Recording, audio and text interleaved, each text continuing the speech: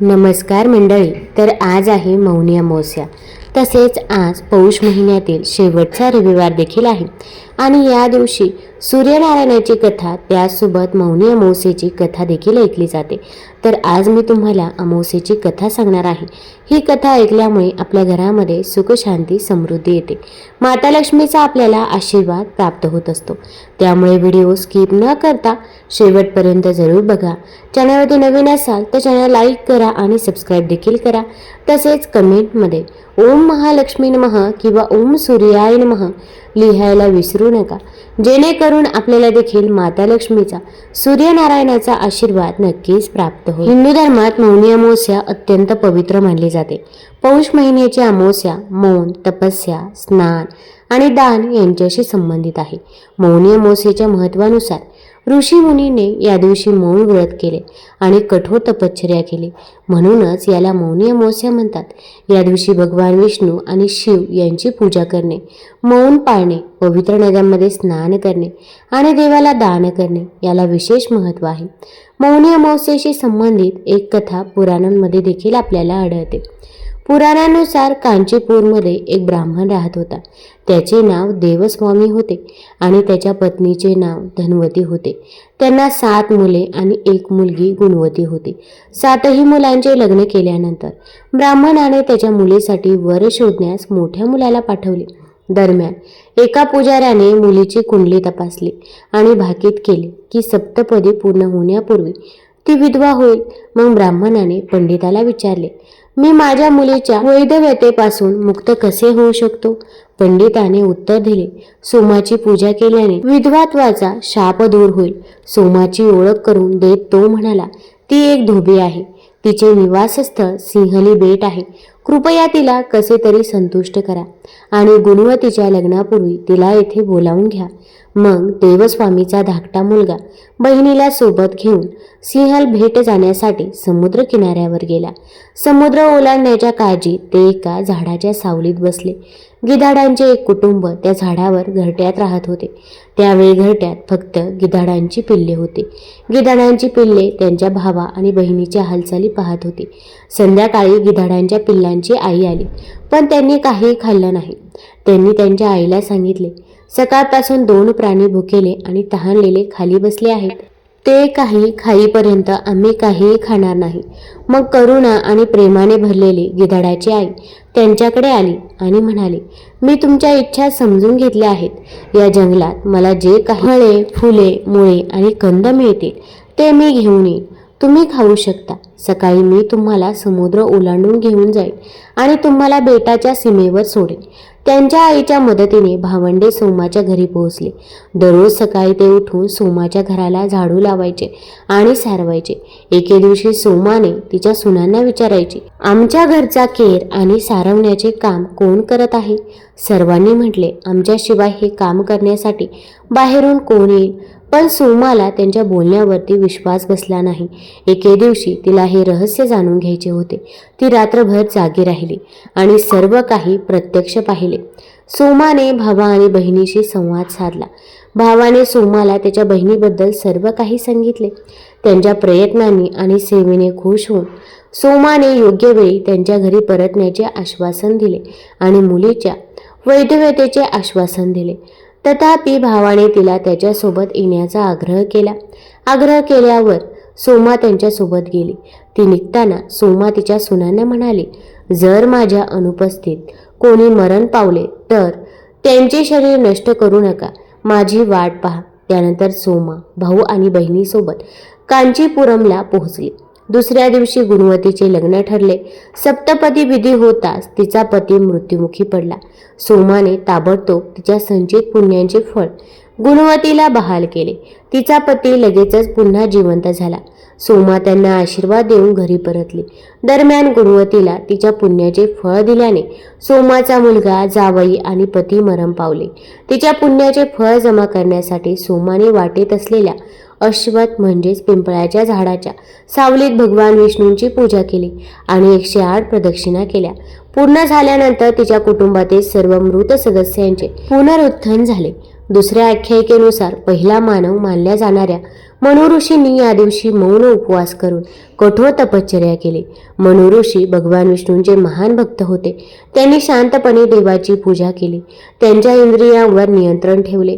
त्यांच्या तपश्चर्येने प्रसन्न होऊन भगवान विष्णूंनी त्यांना आशीर्वाद दिला आणि मानव जातीचा विस्तार करण्याचे वरदान दिले.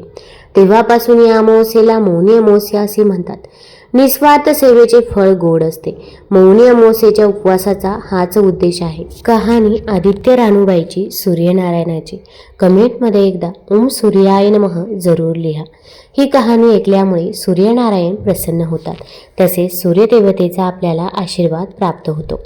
एका आदित्य रानूबाई तुमची कहाणी. आटपाट नगर होतं. त्या आटपाट नगरात एक ब्राह्मण राहत होता. तो नित्य समिधा, फुलं, दुर्वा आणावयास रानात जात असे. तिथं नागकन्या, देवकन्या वसा बसत होत्या. काय ग बायांनो, कसला वसा बसता तो मला सांगा. तुला रे वसा कशाला हवा? उठशील, मातशील, घेतला वसा टाकून देशील. ब्राह्मण म्हणाला, उतत नाही, मातत नाही, घेतला वसा टाकत नाही.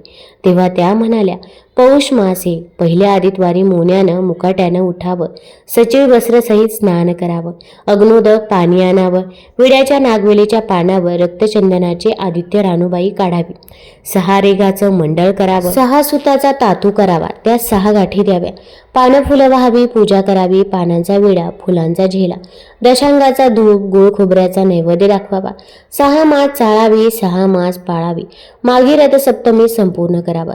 संपूर्ण मास काय करावं? गुळाच्या पोळ्या, बोटव्यांची खीर, लोणकडं तूप, मेहुणं जेवू सांगावं. असेल तर चिरचोळी द्यावी, नसेल तर जोडसरी द्यावी, नसेल तर 2 पैसे दक्षिणा द्यावी आणि आपल्या वशाचं उद्यापन करावं. असा वसा ब्राह्मणानं केला. त्याला सूर्यनारायण प्रसन्न झाला. भाग्यलक्ष्मी आली. तेव्हा राजाच्या राणीनं ब्राह्मणास बोलावून धाडलं. ब्राह्मण जाते वेळेस भिवू लागला, कापू लागला. तेव्हा राजाच्या राणीने सांगितलं की भिवू नका, कापू नका. तुमच्या मुली आमच्या इथे द्या, आमच्या मुली गरीबाच्या. तुमच्या घरी कशा द्याव्या? दासी कराल, बटकी कराल? राणी म्हणाली, दासी करत नाही, बटकी करत नाही. राजाची राणी करू, प्रधानाची राणी करू. मार्गेश्वराचा महिना आला. ब्राह्मणानं लगीन करून मुली दिल्या. एक राजाच्या घरी दिली, एक प्रधानाच्या घरी दिली. गेल्या पावली मुलींचा समाचार घेतला नाही. 12 वर्षांनी समाचारास ब्राह्मण निघाला.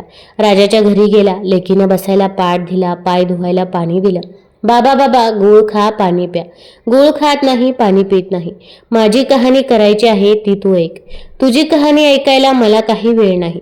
राजा पारडीला जाणार आहे, त्याला जेवायला उशीर होईल.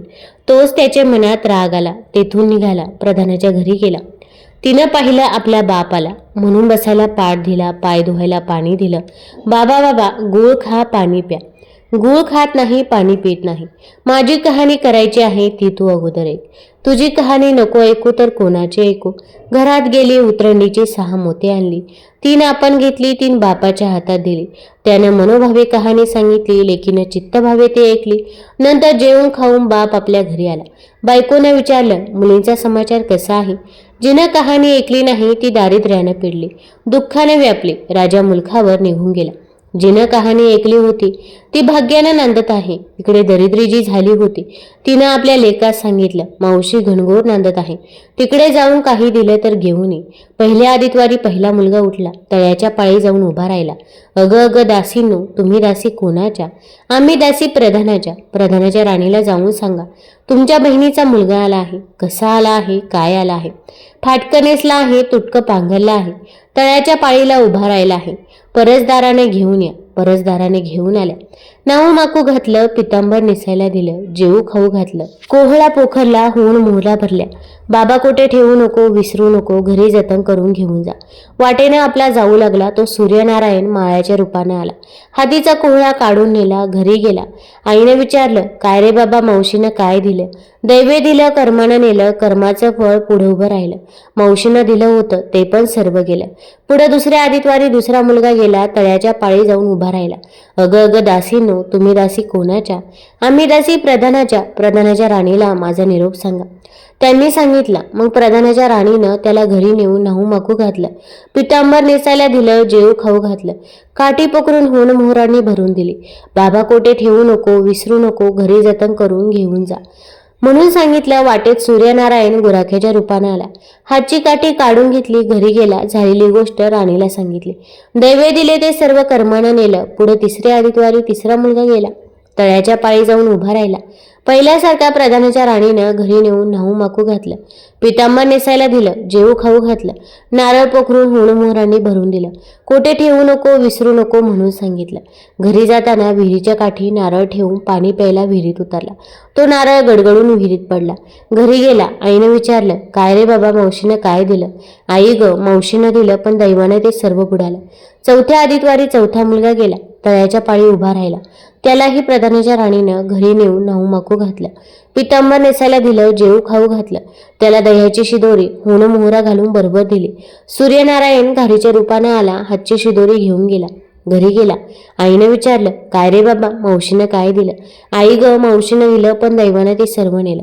पाचव्या आदित्यवारी तळ्याच्या पाळी ती उभी राहिली. दासीने तिचा निरोप तिच्या बहिणीला सांगितला. बहिणीनं तिलाही परसदारानं घरी नेली. न्हाऊ घातली. पाटाव नेसायला दिलं. प्रधानाची राणी आदित्यवाराची कहाणी करू लागली. काय वसा करतेस तो मला सांग. बहीण म्हणाली, अगं अगं चांडाळणी, पापीनी, बापाची कहाणी ऐकली नाहीस म्हणून तुला दारिद्र्य आलं. राजाच्या राणीनं विचारलं, याला उपाय काय करू? तेव्हा तिनं वसा सांगितला. ती बहिणीच्या घरी राहिली. पौष मास आला. सांगितल्याप्रमाणे सूर्यनारायणाची पूजा केली. इकडे राजाला भाग्य आलं. राजानं बोलावू धाडलं.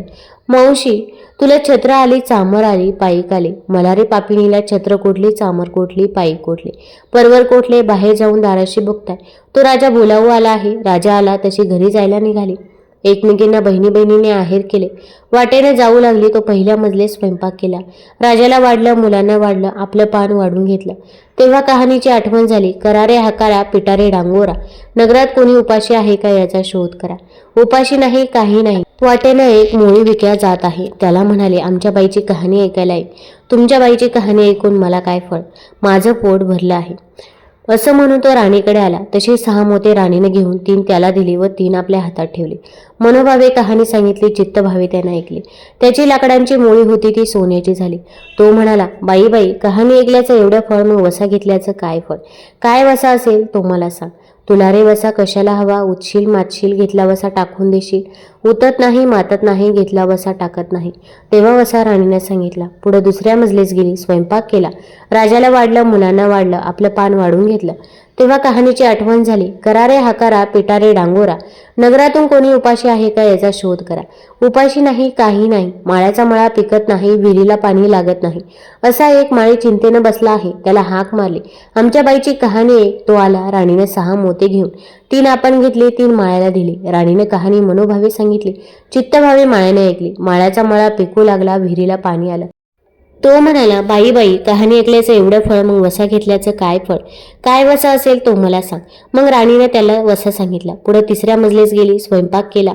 राजाला वाढलं, मुलांना वाढलं, आपलं पान वाढून घेतलं. तेव्हा कहाणीची आठवण झाली. करारे हकारा, पिटारे डांगोरा, नगरात कोणी उपाशी आहे का याचा शोध करा. उपाशी नाही, काही नाही. एक म्हातारी आहे. तिचा मुलगा वनात गेला होता. एक डोहात बुडाला होता. एक सर्पानं खाल्ला होता. त्यामुळे चिंताक्रांत बसली होती. तिला म्हणाले, आमच्या बाईची कहाणी ऐक. ती म्हणाली, कहाणी ऐकून मी काय करू? मी मुलांसाठी रडत आहे. बरं येते. मग ती राणीकडे आली. राणीनं तिला पहिल्याप्रमाणे कहाणी सांगितली. तिने चित्तभावे ऐकली. तिचा मुलगा वनात गेला होता. तो आला. डोहात बुडाला होता. तो आला. सर्पानं खाल्ला होता. तो आला. ती म्हणाली, बाई बाई, कहाणी ऐकल्याचं हे फळ, मग वसा घेतल्याचं काय फळ? काय वसा असेल तो मला सांग. मग राणीनं तिलाही वसा सांगितला. पुढे चौथ्या मजलीस गेली. स्वयंपाक केला. राजाला वाढलं, मुलांना वाढलं, आपलं पान वाढून घेतलं. तेव्हा कहाणीची आठवण झाली. करारे हकारा, पिटारे डांगोरा, नगरात कोणी उपाशी आहे का याचा शोध करा. उपाशी नाही, काही नाही. काना डोळा, मासांचा कुळा, हातपाय नाही असा एक मनुष्य रस्त्यामध्ये होता. त्याच्या अंगावर तांब्यावर पाणी ओतलं. पालथा होता तो उलथा केला. 6 मोते होती. 3 मोती त्याच्या बिंबीवर ठेवली. 3 मोते आपण घेतली. राणीने मनोभावे कथा सांगितली. ती त्याने ऐकली. त्याला हातपाय आले. देह दिव्य झाला. तो म्हणाला, कहाणी ऐकल्याचं एवढं फळ, मग वसा घेतल्याचं काय फळ? काय वसा तो मला सांगा. मग राणीनं त्याला वसा सांगितला. 5व्या मुक्कामास घरी आले. स्वयंपाक केला. सूर्यनारायण जेवायला आले. 7 दरवाजे उघडले. लोहगंगा पाणी तापलं. षडरस पक्वान जेवायला केले. सूर्यनारायण भोजनात बसले. त्यांना पहिल्या घासास केस लागला. ते म्हणाले, अगं अगं, कोणा पापिणीचा केस आहे? राजाच्या राणीला 12 वर्षे दारिद्र्य आलं होतं. आदितवारी वचनी खाली बसून केस विंचरले होते. काळा चव्हाळ डोईचा केस, वचनीची कडी डाव्या खांद्यावरून वेशी बाहेर टाकून दे. राजाच्या राणीला सूर्यनारायणाचा कोप झाला तसा कोणाला होऊ नये. ब्राह्मणाला, मूळ विक्याला, राजाच्या राणीला, माळ्याला, म्हातारीला कानाडोळा मासांचा गोळा इतक्यांना जसा सूर्यनारायण प्रसन्न झाला तसा तुम्हा आम्हा हो. ही 60 उत्तराची कहाणी 5 उत्तरी सपा संपूर्ण हो. तुम्हाला जर ही कथा आवडली असेल तर चॅनल लाईक करा, सबस्क्राईब करा आणि आपल्या मित्रपरिवारासोबत जरूर शेअर करा. धन्यवाद.